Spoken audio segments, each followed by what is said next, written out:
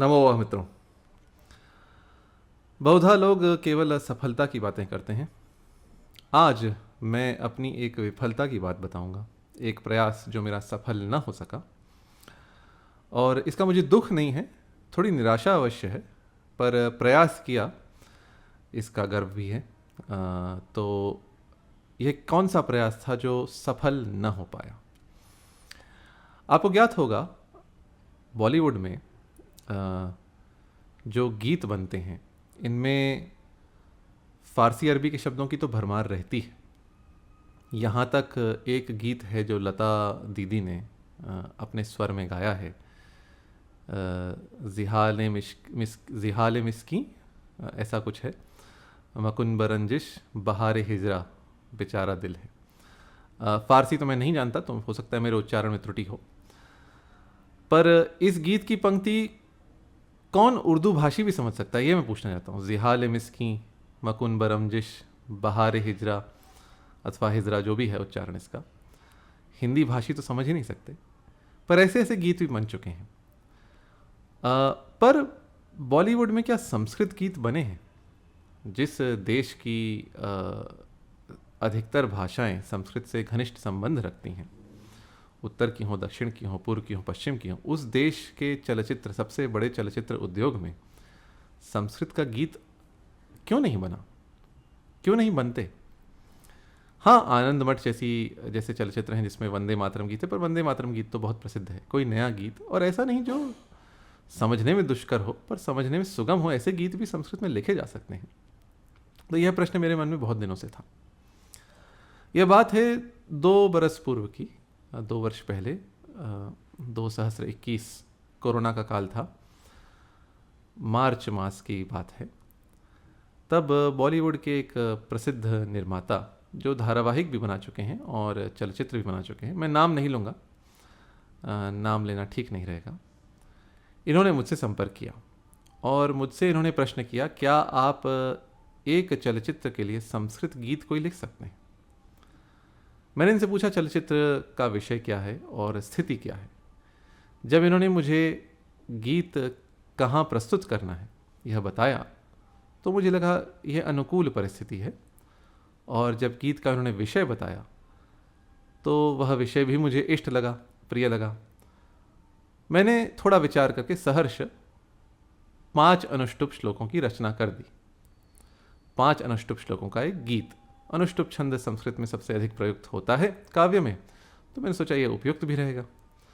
और शब्द भी मैंने इसमें ऐसे चुने जो सरलता से समझ में आ जाएं, संबोधन रूप में रखा, जिससे जो सामान्य लोग हैं, सामान्य जन हैं, उनको, भले वो हिंदी भाषी हों, मराठी भाषी हों, तेलुगु भाषी हों, उनको समझने में, अथवा किसी अन्य भाषा के बोलने वाले हों, उनको समझने में कष्ट न हो, ऐसा मैंने गीत 5 अनुष्टुप का सरल गीत एक लिख दिया। और इस गीत को उसकी परिस्थिति में भी ढाल दिया और चलचित्र के नाम से भी जोड़ दिया। यह गीत मैंने सहर्ष लिख दिया, और वह इसलिए लिखा, इसके कारण कई, जैसे मैंने 2 कारण बताए। एक तो परिस्थिति मुझे अनुकूल लगी, और गीत का वर्ण या विषय मुझे अनुकूल लगा, और जिन निर्माता ने मुझसे संपर्क किया था उनका मैं बहुत सम्मान करता हूँ, उनका व्यक्तित्व बहुत ऊंचा है। तो इस कारण से मैंने उनकी बात मान ली और गीत लिख दिया।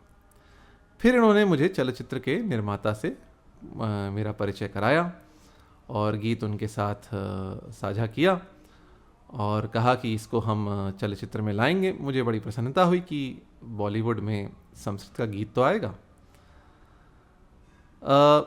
इस पर पहले उन्होंने कुछ राशि देने का प्रस्ताव रखा, तो पहले तो मुझे थोड़ी हिचकिचाहट हुई, इस गीत पर मैं राशि क्यों लूँगा।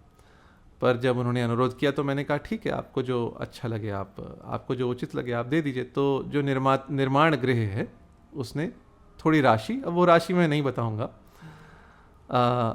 लक्षार्ध रुपए के आसपास, कोई बहुत बड़ी राशि नहीं है, बहुत छोटी भी नहीं है, पर एक निर्माण गृह के लिए संभव है, सर्वथा संभव है।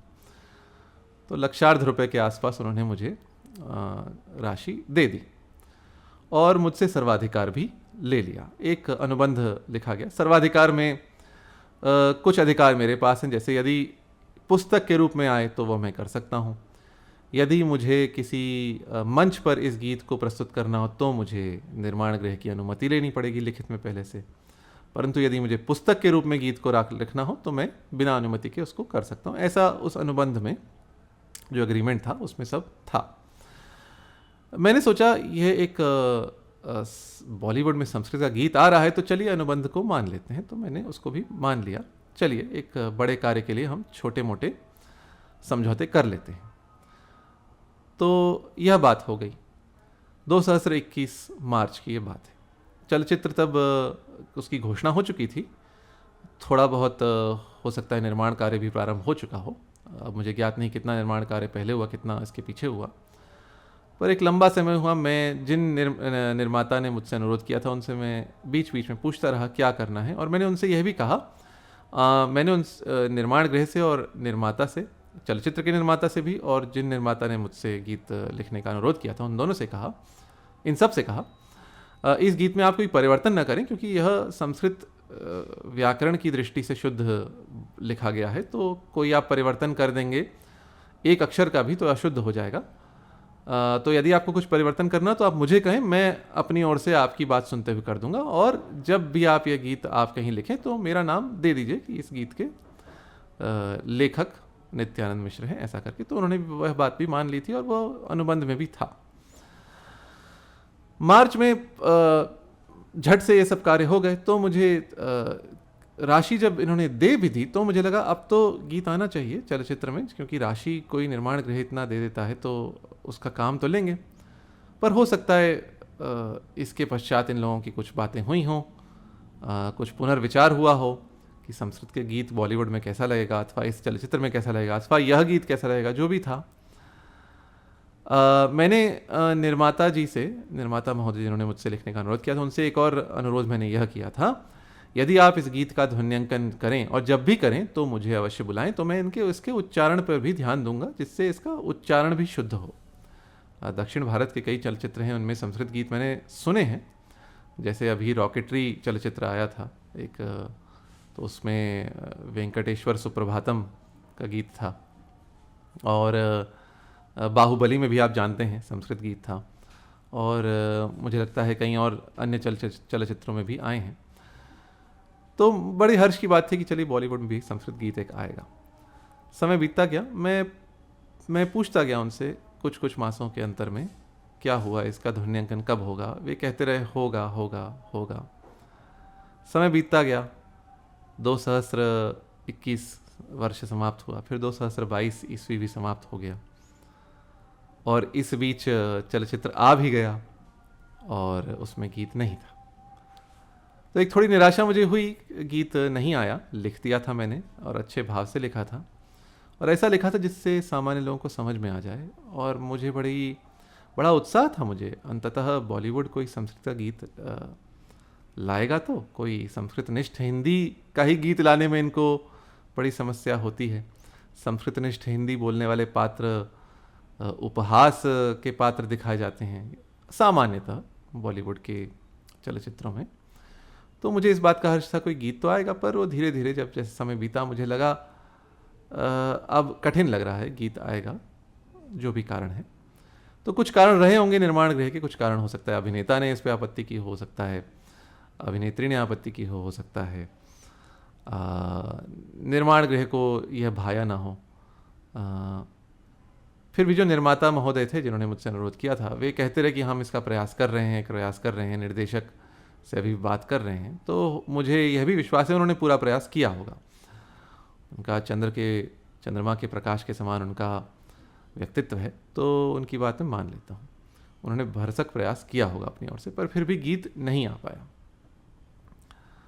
चलचित्र आ गया, गीत नहीं आया, मेरा प्रयास विफल हुआ, तो निराशा तो हुई। पर गीत ऐसा नहीं था जो मुझे तो लगता है गीत आने से लोगों को अच्छा लगता ही। चलिए, अब यह चलचित्र मैं किसी राशि के लिए तो नहीं बना रहा हूँ, पुस्तक में नहीं लिख रहा हूँ, पर इसको मंच पर अपने पैसे के लिए भी नहीं कर रहा हूँ। तो मुझे लगता है इस गीत की पंक्तियाँ यदि मैं पढ़ दूँ अथवा गा भी दूँ तो निर्माण गृह को आपत्ति नहीं होगी। यदि होती है तो हम उनसे बात कर लेंगे। तो गीत कुछ ऐसा था, मैं इसके 5 अनुष्टुप छंद, और सरल गीत है, कोई बहुत कठिन समझने में भी कठिनाई आपको नहीं आएगी। तो इसके 5 अनुष्टुप छंद में गाकर अपना ही हिंदी अनुवाद में पढ़ देता हूँ, जो मेरे पास इस समय लिखा हुआ है यंत्र पे। तो वह गीत है, 5 इसके अनुष्टुप छंद हैं, और इसका पहला छंद है: राम राघव राजेंद्र कौसल्यानंदवर्धन नमस्तुभ्यं नमस्तुभ्यं नमस्तुभ्यं नमो नमः।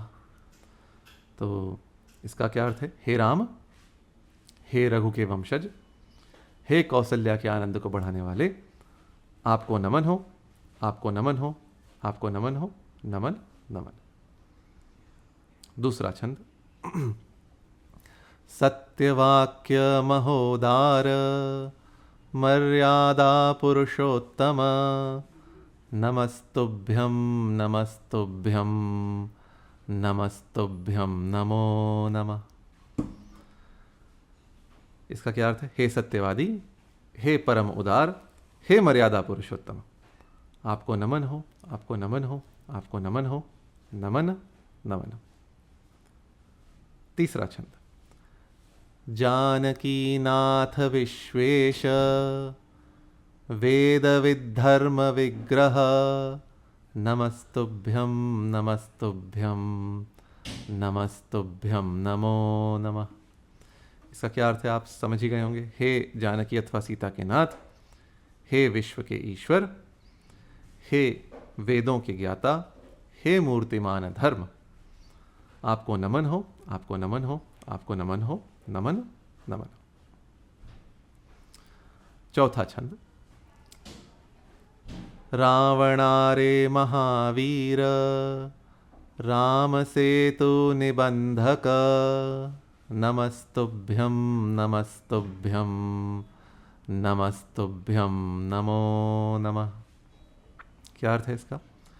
हे रावण के शत्रु, हे महान वीर, हे समुद्र पर राम सेतु को बांधने वाले, आपको नमन हो, आपको नमन हो, आपको नमन हो, नमन नमन। और अंतिम छंद: महाविष्णु परब्रह्म सर्वलोक नमस्कृत नमस्तुभ्यं नमस्तुभ्यं नमस्तुभ्यं नमो नमः। क्या अर्थ है? हे महाविष्णु, हे परब्रह्म, हे सब लोगों और सब लोकों द्वारा नमस्कृत, आपको नमन हो, आपको नमन हो, आपको नमन हो, नमन नमन। तो यह गीत था। चलचित्र का नाम मैं नहीं बताऊंगा, पर जो विज्ञ लोग हैं वे जान गए होंगे, इससे अधिक मैं क्या कहूँ। और यह मेरा प्रयास था, यह पहला गीत बॉलीवुड में आए मेरे संज्ञान में, नया गीत। और नया तो क्या कहें, ये तो सब वाल्मीकि का उच्छिष्ट ही तो है। तो कहते ना, व्यासोच्छिष्टम जगत सर्वम, तो व्यास और वाल्मीकि का ही उच्छिष्ट। और निराशा मुझे यह हुई, इस गीत को नहीं लिया गया चलचित्र में। प्रयास मेरा विफल हुआ, पर प्रयास हम आगे भी करेंगे। जो निर्माण गृह को यदि आपत्ति हो इस चलचित्र से, तो मैं उनकी दी हुई राशि लौटा सकता हूँ। ऐसे भी राशि कोई बहुत बड़ी नहीं है, और राशि से अधिक महत्व इस बात का है, क्यों बॉलीवुड में ऐसे गीत नहीं आते अथवा आ सकते, जब दक्षिण भारत में चलचित्रों में संस्कृत गीत आ सकते हैं, तो बॉलीवुड में क्यों नहीं आ सकते? यह बड़ा प्रश्न है। क्यों बॉलीवुड जड़ों से कटा हुआ है, अपनी ही जड़ों से कटा हुआ है, अपने ही मूल से कटा हुआ है, अपने ही जिस पेड़ पर हम बैठे हैं, जिस डाल पर बैठे हैं उसी डाली को काट रहे हैं, जिस पेड़ पर बैठे हैं उसी की जड़ को काट रहे हैं। ऐसा क्यों है? सोचने का विषय है। तो इसी के साथ आज का वक्तव्य मैं समाप्त करता हूँ। आशा है आपको गीत अच्छा लगा होगा, और आगे भी यदि स्थिति बनी, संभावना हुई, तो प्रयास करेंगे। बॉलीवुड में यदि कोई संस्कृत गीत आए तो प्रयास तो हम करेंगे, हमारा कार्य है। सफलता और विफलता तो ईश्वर के हाथ में है। तो इसी के साथ आज का वक्तव्य यहीं समाप्त करता हूँ। नमो